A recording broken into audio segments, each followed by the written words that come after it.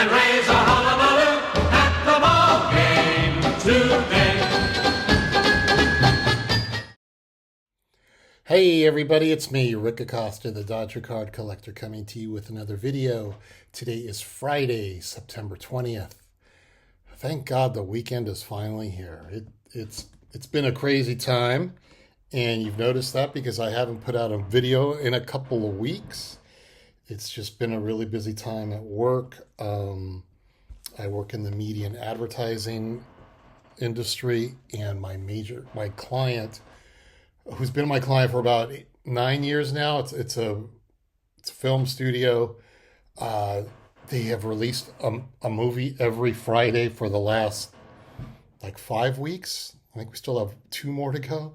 So it's just been really crazy, and I have not had time to watch YouTube, to make YouTube videos, to comment on YouTube videos. So yeah, that's kind of what I've been up to lately, and it's just weird. I honestly don't know. Yesterday I was working during the Dodger Marlins game, and I always have a game when I'm at the office. I always have a game on one of my screens, and I just happened to catch the moment where Shohei Ohtani hit his 50th home run, and I was texting some buddies at the same time from college, and it was just weird capturing the moment because we were talking about the Ohtani thing. I for the last few weeks I'd always send text messages. Ohtani 48-50, Ohtani 49-51. Well, when he got to 49-51, we always ramble back and forth, and we're all supposed to be working. And literally, I thought maybe the Dodgers might pull him, so they would let him hit at Dodger Stadium. Somebody said I was crazy, and he was right. And anyway, while we were talking, all of a sudden I said, hey, he's up. So all of a sudden I didn't realize all my friends at their offices, they all jumped online, and we watched Ohtani hit his 50th home run. And I remember sending a text message just saying, gone. And everybody else was like, I'm watching. Oh my God, he hit his 50th. And not everybody in this chat is a Dodger fan. So, but they're baseball fans. And it was just really, for me at least, I don't even know if I'm speaking as a Dodger fan or as a baseball fan. It was just really neat to see that accomplishment happen. And he was happy. Everybody was happy. Everybody on the Dodgers was happy for him. Ohtani was happy. The crowd, the Dodgers were playing in Miami. I'll be honest, half the 15,000 people I think were Dodger fans.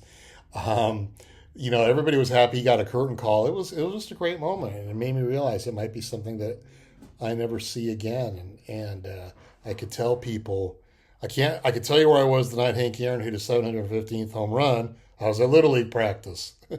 And I could tell you where I was the night Kirk Gibson hit his home run in 1988. I was in my bedroom watching television. And I could tell people now where I was when Shohei Ohtani hit his 50th home run with 51 stolen bases. And that was at the office in a text conversation with some friends from college. Good times. What do I got going on card-wise? It's been quiet the past couple of weeks. I am kind of playing with some cards right now that I just picked up. Some of them I'm going to show you here shortly. I have been doing basically, there's little ball when it comes to baseball. Teams that like to bunt and steal as opposed to getting hits and getting home runs. I'm doing little baseball collecting. I am buying lots of commons, lots of minor stars, nothing exciting, and I kind of like it. As I mentioned in my last video, if you haven't seen it, to be a card collector, you don't have to be buying Joe DiMaggio's and Babe Ruth's every week. There's still a lot of great cards for all of us out there. So I have picked up some cards, and I'm going to show you those in a moment. It's been on the slower end, probably because of my busyness at work. Thankfully, I can't believe I'm saying this. Thankfully, I have no card shows. It's going to be quiet. I think it's going to be quiet the rest of the year when it comes to card shows. I probably will, since I have the weekend off from mom duty. I actually might hit the Burbank store just because they're going to be moving in the next month or two to a really huge location. And if anybody's watching from the Burbank store, they're probably going to kill me. I just feel like when they move to that new location, which used to be a former Rite Aid, the whole aura, the whole vibe of that store is going to change because it sounds like it's going to be more than just a card store. So I kind of want to go one more time to the old Burbank card store, which has only been around a couple of years, but I want to just go and look at some cards and see what happens. And maybe there's some cards I'll be able to show off. That's what's going on card wise. I've also been noticing a trend here, and I'm kind of following that trend on YouTube. People are talking, people are reaching milestone birthdays. One of the things with YouTube is that a lot of these collectors, for lack of a better word, are middle aged, or in my case, older, which I can't believe I'm saying to you. So we're all starting to kind of have, what are we going to do? For years I've heard people say, what's the end plan? I don't have an end plan. I know that I've been saying for the last couple of years, I'm almost done. I'm almost done. And to some extent, I'm almost done. But I have been thinking about it. I am approaching a milestone birthday as well in January. I'm going to be turning 60. And I already know what I'm doing for my 60th birthday video. You're just going to have to wait for it because I'm not going to share it with you yet because we're still 4 months away. But I'm also, approaching the last couple of years of me potentially working in my career. I'm getting older for a guy in my career. And, in 2 or 3 years, I might just be doing something fun, like being a tour guide at Dodger Stadium or something like that. But so I don't see myself in my later years still working on sets, but I still have a couple of sets in my mind that I would like to get. So I'm just sitting here strategizing what's coming up next and how I'm gonna do things. Just because I love buying cards, but I don't want to buy cards in my and I'm nowhere near my mid 60s yet, but I don't want to be buying cards in my mid 60s the way I did in my 40s or 50s. I would just like to get to a point where if I'm set building, I'm buying a few cards at a time. If I'm buying graded cards, I buy cards here and there. It's not me spending all week on Greg Morris trying to get like 100 different cards from 1964. So yeah, there's a side of me that's trying to figure out like some type of strategy going into the next decade of my life. And I'm having a good time though, because I am, about a year ago, I would have said I'm becoming more of a pre-war guy. And to an extent that's true, but at the same time, that phrase that Mike Moynihan uses, the golden age of cardboard, still really is in my roots and it's in my blood. And I see myself still being a guy who collects cards from 1948 to 1980.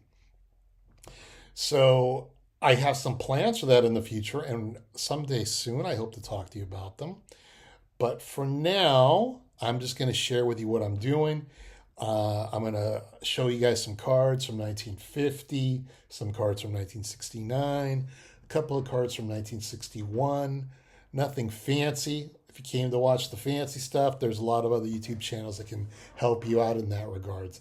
But I'm going to show you some fun cards and some interesting artwork and just talk about some great players, some really good players and some okay players from the 50s and 60s and even the 70s. So let's turn the camera around.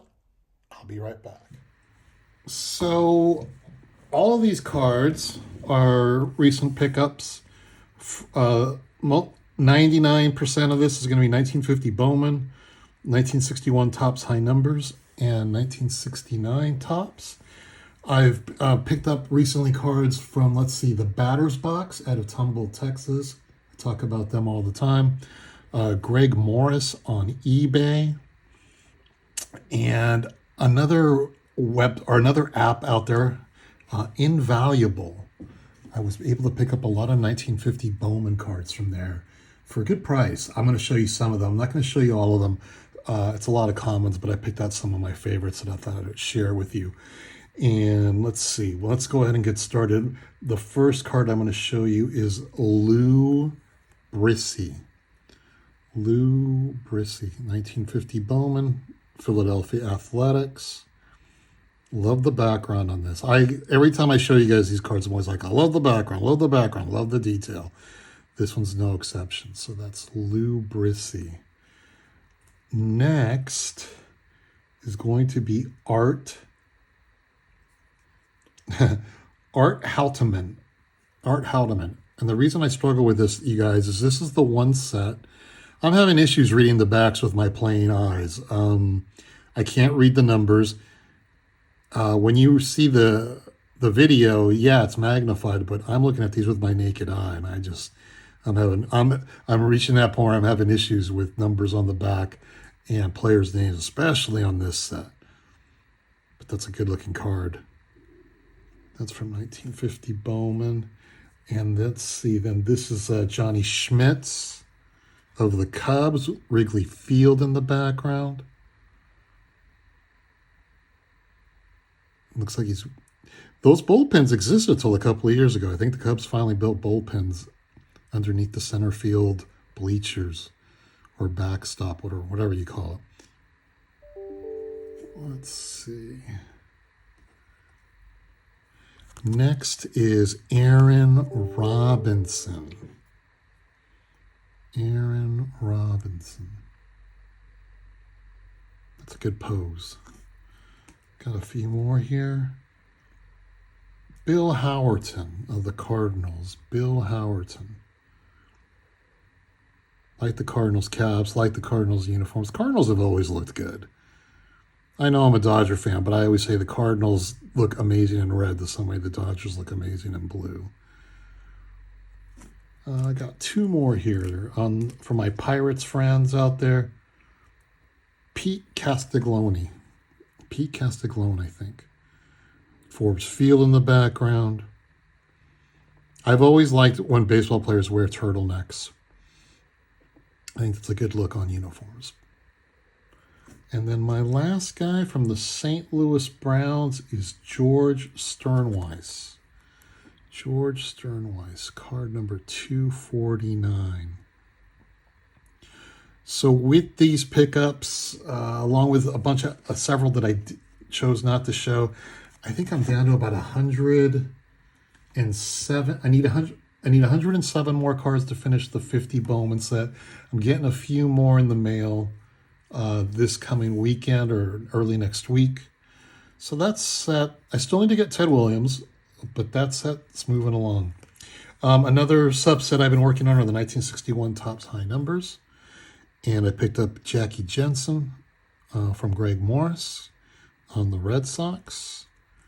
I always remember this guy started his career with the Yankees. I think he played center field, and they already had Mickey Mantle, so Jackie Jensen got traded.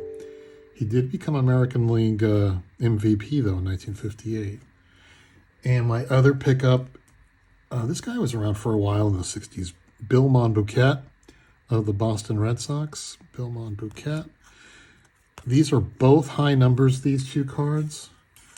So I need 26 more. I'm going to call it Series 7 because Series 7 card numbers 507 to 522 are considered semi-highs. And then the high numbers are 523 to 589. I need 26 more to finish that series. And if I finish that series, you guys know I already have the All-Stars. Then I would probably consider building a 61 set. But not until I finish those high numbers. Okay, I think the rest here are from 1969. You guys know I've been building I'm not building a 69 set. I am building like a 1969 sampler set, what I call them. That's usually, I pick out like 20% of the cards that I like, which is the entire Dodger team set. In this case, it's going to be all the World Series cards, some of the league leader cards, all the All-Star cards, cards of players that I liked, or I just like the photos. So enough talking. So here is game 6 of the 1968 World Series.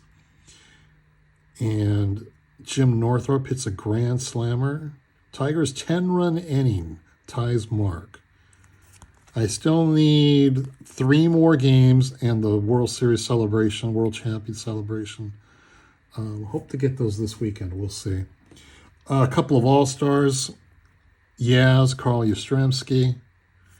I never noticed. I never paid attention until I started showing these cards to other people. I never really paid attention to this background, and people always start complaining, oh, I like the photo of Yaz, but I don't like the photo in the background. And it's funny, the things that I just choose not to notice, but there is another photo behind Yaz of some guy that's been, logo has been wiped out. So there's Bill Mazeroski.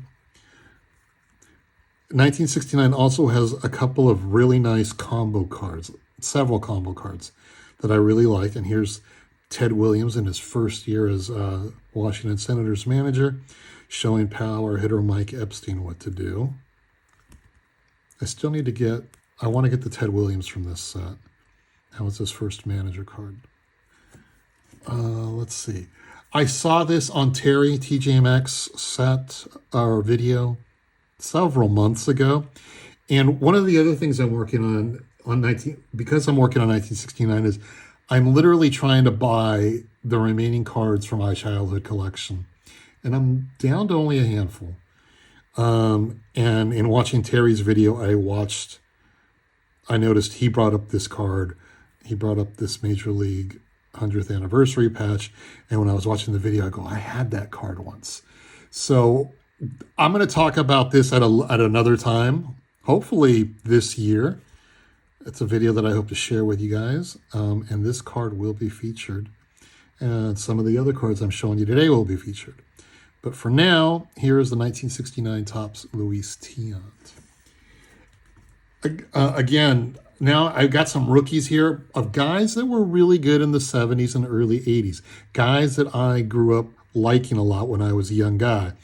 I'll be honest, I wasn't a big Bob Watson fan because the Astros were kind of a Dodgers rival in the 70s. But Bob Watson went on to have a pretty good career with the Astros and later the Yankees. This is his rookie card. Bob Watson. Here's another rookie, Joe Rudy. I for some reason, I think I liked him a lot because I thought he was cool. He had long hair. He had a mustache.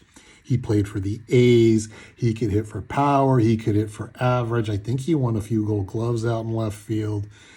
I was a big Joe Rudy fan. And this is his rookie card. So this set I'm having fun with because I'm just buying cards of people I like. People and cards I like, not cards that I have to finish a set. I wanted to include on this set a checklist. And it didn't really matter who it was, but since Denny McLain had such a big year in 68, and he still had a good year in 69, I thought I'd include a Series 1 checklist.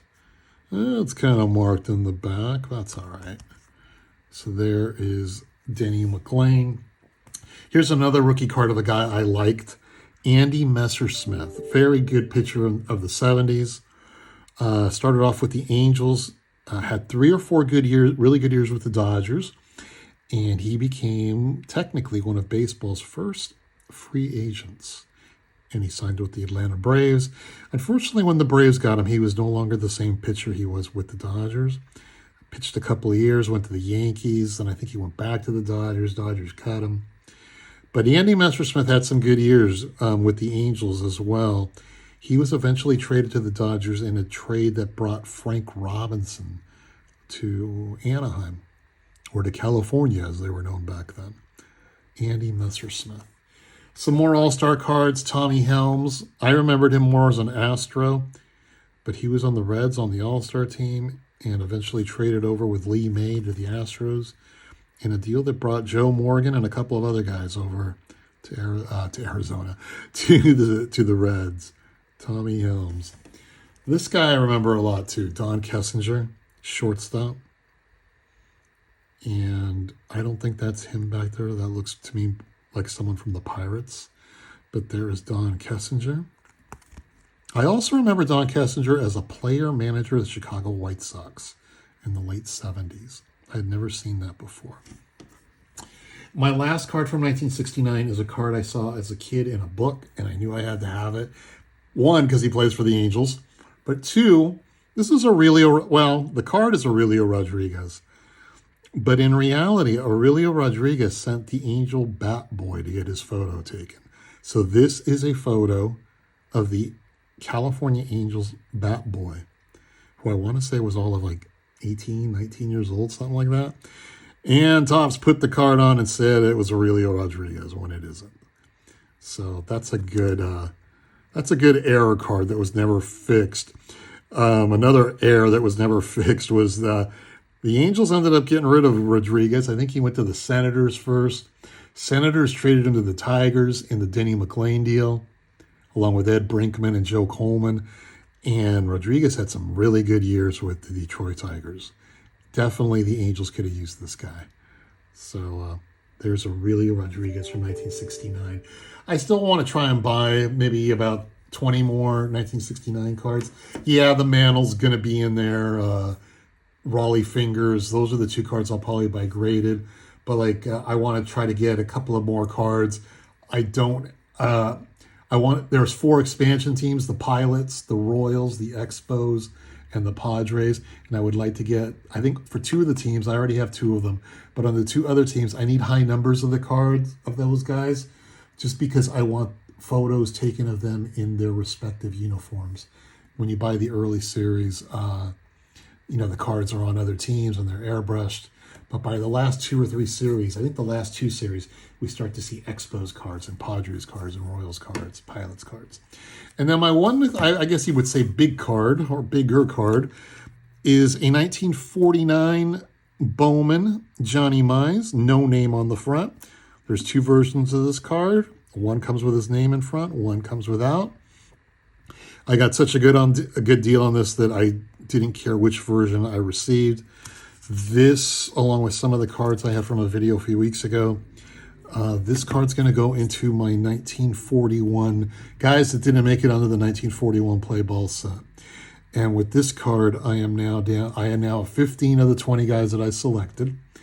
And once I get those 5 guys, I'm going to make probably a 2-part video, and we could talk about guys that didn't make the 1941 play ball set. But for now, we're just going to leave it there with Johnny Mize.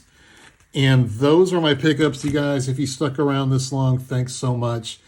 And I hope you guys all have a wonderful weekend. Take care. It's a beautiful day for a ball game, today. If you and I are out of dollars and cents, Oh, honey, we can always share a little hole in the fence. it's a beautiful day for the ladies. So throw all your dishes away. We're gonna cheer